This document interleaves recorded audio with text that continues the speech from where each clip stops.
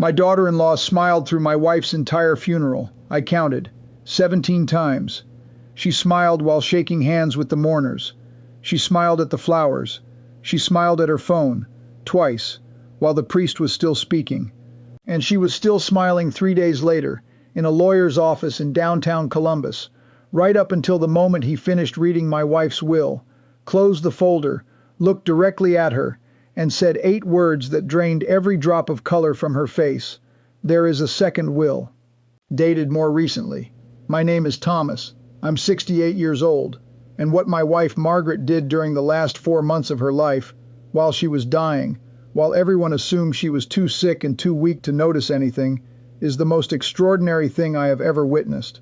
But before I tell you what was inside that second envelope, and why Vanessa physically collapsed into her chair when the lawyer pressed play on a small silver recorder, I need to take you back 3 years, because that's when the smiling started. Margaret and I were married for 41 years. We ran a hardware store on 5th Street for most of them, Weller's Hardware, the one with the green awning, if you're from around Columbus. We weren't rich people, but we were careful people. We sold the store in 2019 for a good price, the building along with it, and between that, the house Margaret inherited from her mother, and 4 decades of never buying anything we couldn't pay cash for, we retired with more than most. Quite a bit more, honestly. We just never talked about it. Margaret used to say, "Money you talk about is money that grows legs." I want you to remember that line. It matters later. Our son Daniel is our only child. A good boy, a soft boy, Margaret always said, and she didn't mean it as an insult. Daniel is the kind of man who apologizes to furniture when he bumps into it. He's an engineer, he works hard, and for 34 years the biggest problem he ever gave us was leaving his bicycle in the driveway. Then he brought home Vanessa. I'll be honest with you, the first dinner, I liked her. Everybody liked her. Vanessa is the kind of person who remembers your coffee order after hearing it once. She complimented Margaret's pot roast. She asked me about the hardware business. She laughed at my jokes, and my jokes, I promise you, are not that funny. When they left that night, I turned to Margaret and said, "Well, he did all right for himself." Margaret was quiet for a moment. She was drying the same plate she'd been drying for 2 minutes. Then she said something I dismissed at the time, and God forgive me for dismissing it. She said, "Did you notice she only smiled with her mouth?" I laughed it off. Margaret didn't laugh with me. They married 8 months later. Small wedding? Vanessa insisted on small. Said big weddings were a waste of money that could go toward a house. Very sensible. Everyone said so. What nobody mentioned was that the house money came from us. $60,000 toward their down payment. A gift, given freely, because that's what parents do. And for a few years things were fine. Holidays, birthdays, Sunday dinners twice a month. But small things started happening. Things so small you feel crazy for noticing them. Margaret's jewelry box got rearranged. Not robbed, rearranged. Pieces moved to different drawers after family visits. A pair of pearl earrings that vanished for 6 weeks and then quietly reappeared, in the wrong spot. Vanessa began asking questions. Casual ones. What Margaret paid in property tax. Whether we had one of those financial advisor people. Whether the store sale was structured, her word, structured. Who structures a question like that at a Sunday dinner over meatloaf? And here's the one that kept me up at night later. 2 years ago, our bank called to verify a request to add an authorized user to one of our accounts. We hadn't requested anything. The bank apologized, said it must have been a clerical error, and we let it go. We let it go. If you take one thing from this story, let it be this. The small things are never small. They're rehearsals.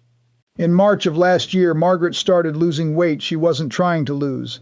By April, her skin had gone a color I didn't have a name for. On the 9th of May, a doctor half my age said the words pancreatic and stage 4 in the same sentence, and the floor of the world just quietly opened up underneath us. They gave her 8 months to a year. She lasted 7. Now, here is where this story truly begins. Because within 2 weeks of that diagnosis, Vanessa transformed into the most devoted daughter-in-law in the state of Ohio. She drove Margaret to appointments. She organized the pill bottles into little labeled boxes. She set up a family group chat called Team Margaret with a heart emoji. And she started coming by the house 2-3 times a week. Always helpful, always cheerful, always smiling. and she started helping with the paperwork. Tom, you shouldn't have to think about bills at a time like this. Tom, let me organize this filing cabinet. It's a fire hazard. Tom, has Margaret updated her beneficiaries? I only ask because my aunt didn't, and it was a nightmare, an absolute nightmare for the family. And the isolation started, so gradual you could mistake it for kindness. Dolores would call the house and Vanessa would answer, Margaret's resting, I'll pass it along. She didn't pass it along. Margaret's sister flew in from Arizona in July, and somehow every visit got scheduled on treatment days, when Margaret was too wiped out to talk. Even me. Tom, go get some air. I've got her meds. You're no good to her, exhausted. It sounds like love, doesn't it? Every sentence, taken alone, sounds like love. That's the genius of it. You can't point to a single brick and call it a wall. But by August there was a wall, and Vanessa was the gate, and everything that reached my wife, every phone call, every visitor, every piece of mail, passed through her hands first. Or so she believed. I was drowning, friends.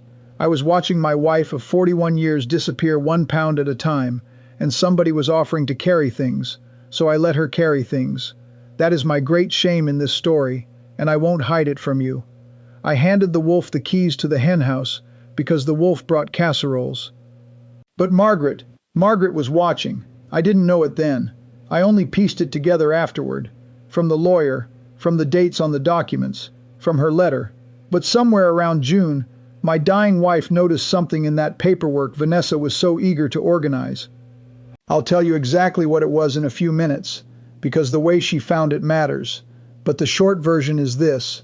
My wife, riddled with cancer, on morphine, 66 years old, discovered what was happening under our roof. And she didn't panic. She didn't shout. She didn't even tell me. She went to war, quietly, in house slippers. Starting in July, Margaret had appointments every Thursday afternoon. She told me it was a support group at the church annex. Just people in my situation, Tom. It helps to talk to people who understand. She'd have her friend Dolores drive her, and she'd come home 2 hours later looking tired, and I remember thinking this was strange, satisfied. Like a woman crossing things off a list. There was no support group at the church annex. I checked, afterward. There never had been. Every Thursday, Dolores was driving my wife to the law office of a man named Raymond Okafor, an estate attorney 2 towns over, deliberately 2 towns over, so nobody we knew would see her walk in. And in that office, week after week, my wife was building something, assembling it, piece by piece, the way she used to do inventory at the store, slowly, completely, and without missing a single item. One evening in August, I walked into the kitchen and found her at the table with a blue envelope and that little silver recorder, the kind journalists use. She slid both into her purse, smooth as anything, and asked if I wanted tea. I asked what the recorder was for. She said, Dolores's grandson is doing a school project about the old days. I'm telling him about the store. 41 years of marriage, and I can count on one hand the times that woman lied to me. But that was one of the 5, and when I finally understood why she did it, why she kept me out of it completely, it broke my heart and put it back together at the same time. She knew I couldn't act. She knew that if I found out, Vanessa would read it on my face at the very next Sunday dinner. Margaret needed my ignorance. It was the last shield she ever held over me. In September, she made one request that, at the time, seemed like sentimentality. She asked that both wills, hers and mine, be freshened up, and she asked Daniel and Vanessa to come over when her new one was signed, so there are no surprises later, and everyone hears everything together. Vanessa volunteered to arrange the notary. Of course she did. I watched my wife sign a will on our dining room table on September the 14th, with Vanessa standing behind her chair, smiling, and I had no idea I was watching the opening move of a trap that had been 5 weeks in the building. Hold on to that September will. You're going to hear it read out loud in a few minutes, in a lawyer's office, and you're going to understand why Vanessa walked into that reading like a woman collecting a prize. Margaret died on a Tuesday morning in December, a little after 6, with her hand in mine and frost on the window. I won't dwell on it. Some things belong to me. The funeral was that Saturday. Nearly 200 people came, 40 years of customers from the store, half the church, neighbors from 3 different streets. Daniel stood at the door like a man who'd been hollowed out with a spoon, And Vanessa wore a black dress with the tags freshly cut and worked that funeral home like it was a networking event. I told you I counted 17 smiles. I want to be fair. People smile at funerals. Grief is strange. People smile out of nerves, out of kindness, out of not knowing what to do with their faces. I know the difference. I stood behind a counter for 40 years reading faces. I know a nervous smile from a hungry one. This was a hungry one. She smiled, telling Dolores how peaceful the end was. She wasn't there at the end. She smiled, steering conversations, 3 separate times that I personally heard, toward the house. Oh, Tom will probably downsize now. It's so much house for one person. My wife was in a casket 11 feet away, and Vanessa was measuring the curtains. And twice, this is the detail I couldn't shake, twice I watched her step into the hallway, take out her phone, type something quickly, and come back with the smile refreshed, like she'd just reapplied lipstick. I found out later who she was texting, her mother. And I found out what she typed, because those messages ended up mattering a great deal. One of them, sent while the choir sang my wife's favorite hymn, read, "Reading is Tuesday. Told you the timing would work out. The timing would work out. Keep those 6 words in your pocket." Because Tuesday came. Raymond Okafor's office had wood paneling, a wall of leather-bound books, and 6 chairs arranged in a half circle. Me, Daniel, Vanessa, Dolores. Margaret had specifically asked that Dolores attend, which I found odd, and 1 empty chair with a small silver recorder sitting on it. Vanessa looked at that recorder the way you'd look at a decoration. I saw her eyes pass right over it. If she had known what it was, I believe she would have run. Mr. Okafor opened a folder and read the will dated September the 14th, the one signed at our dining table, the one Vanessa had arranged the notary for. And friends, that September will was a masterpiece, just not Margaret's masterpiece. It left the house jointly to me and to Daniel to ensure family continuity. It left the investment accounts Vanessa was never supposed to know existed, split 3 ways between me, Daniel, and, quote, my beloved daughter-in-law Vanessa, who cared for me in my final months. It gave Vanessa my wife's jewelry as a token of a mother's love.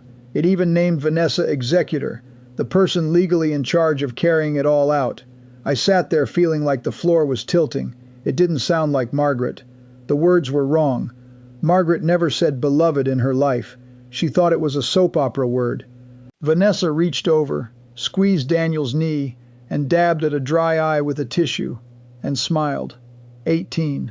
Then Mr. Okafor set the September will down, and instead of closing the meeting, he squared the papers, folded his hands, and said, very evenly, "Before we proceed to signatures, I'm obligated to inform you that this document has been revoked." There is a second will, dated more recently. Mrs. Weller executed it in this office on the 3rd of November, in the presence of 2 witnesses and a forensic document examiner. The room went so quiet I could hear the radiator ticking. Vanessa's smile didn't vanish all at once. It died in stages. First the eyes, then the corners, then the whole thing slid off her face like snow off a warm roof. She said, "That's not possible. She was too sick in November to..." And Mr. Okafor said, "Mrs. Weller anticipated you might say that. She asked me to play you her answer." And he reached over to the empty chair and picked up the recorder.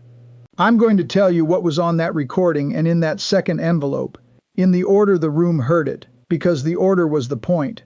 Margaret had choreographed this meeting from the grave, and my wife did not waste a single move. First came her voice. My dead wife's voice, thin but absolutely steady, filling that office 5 days after we buried her. If Raymond is playing this, then everyone is exactly where I asked them to be. And Vanessa, dear, you're wondering how a dying old woman got the better of you. Sit down. I'll walk you through it. You were always so eager to handle my paperwork. You should have read some of it, she then explained, calmly, in that inventory-counting voice, what she had found in June. Tucked in the filing cabinet Vanessa had organized was a photocopy Vanessa had been careless enough to leave behind. A power of attorney form, already filled out, naming Vanessa as agent. Margaret's signature was on it. Margaret had never signed it. She recognized the forgery immediately, she said, because whoever practiced her signature had copied it from her old checks, and she had changed the way she wrote her G after her arthritis got bad in 2021. The wolf had gotten lazy. So Margaret did the arithmetic. She went back through 18 months of statements, the statements Vanessa kept offering to file, and found it, $182,000, moved out in small, patient slices. Transfers labeled as medical costs that no hospital ever billed. A roof repair on a roof I replaced myself in 2018. 2 withdrawals authorized by that same forged signature. The money had flowed through Daniel and Vanessa's joint account and out the other side into an account in one name only, hers. And then the recording delivered the sentence that made Daniel, my quiet son, who apologizes to furniture, stand up so fast his chair went over backward. Daniel, sweetheart, breathe. I have proof you knew nothing. That's why you're hearing this here, in front of witnesses, instead of from a detective. Because there was more. There is always more. Margaret hadn't just documented the theft. On 3 of those cheerful Tuesday visits, my wife had left that little silver recorder running in the kitchen, perfectly legal in Ohio, one-party consent, and yes, she'd asked Mr. Okafor first. My wife broke no laws while catching a criminal. And on the 3rd recording, dated October the 9th, is Vanessa on the phone with her mother, believing Margaret was asleep, saying, "And I will hear this sentence until the day I die. The new will locks in before Christmas. After that, the old man's the only paperwork left, and he signs anything you put in front of him. The old man. The only paperwork left." I want to describe what that sentence did to the room, because I've never seen anything like it. Daniel had his back against the bookshelf, both hands over his mouth. Dolores was gripping her purse like a life raft. And Vanessa did the only thing left in her playbook. She turned to me with tears assembling on demand and said, "Tom, you know me. You know I loved her. This is all being twisted." And my wife's voice cut her off from the recorder, because Margaret had timed even this. The next thing on the tape was Margaret saying, dry as toast, and Vanessa, if you're currently telling Tom this is all a misunderstanding, the bank's fraud affidavit is in the envelope. Page 4 has your login records, timestamps included. Page 4 had the login records, timestamps included. Mr. Okafor let the tape hiss in the silence for a moment. Then he opened the second envelope and read the real will, the November will, and it was Margaret in every syllable. Everything to me. In a living trust, professionally managed, structured, there's that word again, dear, so that no future document could touch it without independent review. A separate protected inheritance for Daniel, held in trust, in his sole name, untouchable by any spouse. Her jewelry to Dolores, who drove me every Thursday and never once asked why. And one final provision. Margaret directed that certified copies of the forged power of attorney, the bank records, and the recordings be delivered to the county prosecutor's office. Then Mr. Okafor added, in the tone of a man reading a weather report, that delivery was made this morning. Vanessa didn't collapse dramatically like in the movies. It was worse than that. She went down into her chair slowly, in pieces, like a building being demolished floor by floor, and the last thing to go was the mouth, still trying, out of pure muscle memory, to smile. 19, the last one I ever counted. I'd like to tell you there was shouting, a chase, handcuffs in the parking lot. Real life is quieter. Vanessa left that office alone. Daniel didn't go with her. The investigation took 5 months. She was charged with forgery and theft by deception. Her lawyer negotiated it down, as lawyers do, but there was restitution, a felony record, and a sentence I won't gloat over, because my wife asked me not to. In her letter, she left me a letter, of course she did. Margaret wrote, "Don't celebrate, Tom. Just lock the doors she left open." Daniel filed for divorce in the spring. He lives 20 minutes from me now. He comes by on Sundays, and we're learning how to talk to each other without Margaret translating, which is harder and better than I expected. The forensic accountant confirmed what his mother already knew. Every transfer had been hidden from him behind a login he didn't control. He carries guilt anyway. I tell him what Margaret would have. Being trusting isn't a crime. It's just expensive. And the $60,000 from the down payment? Margaret's trust bought out Vanessa's share of that house during the divorce. My son sleeps under a roof his mother quietly paid for twice. People ask me if I'm angry that Margaret didn't tell me. I was for about a week. Then Dolores told me something. She said that on those Thursday drives, Margaret used to say the same thing every time they pulled out of the law office parking lot. She'd say, "Tom held the umbrella for 41 years. This storm's mine. She was dying, and her last project was making sure the people she loved would be safe from the person who smiled the widest. So here's what I'll leave you with. Watch the paperwork. Watch who volunteers to handle it. And watch the smiles, because grief reveals people, friends. Some people cry at funerals. Some people count. If this story moved you, tell me in the comments. Did you suspect the September will the moment Vanessa arranged the notary?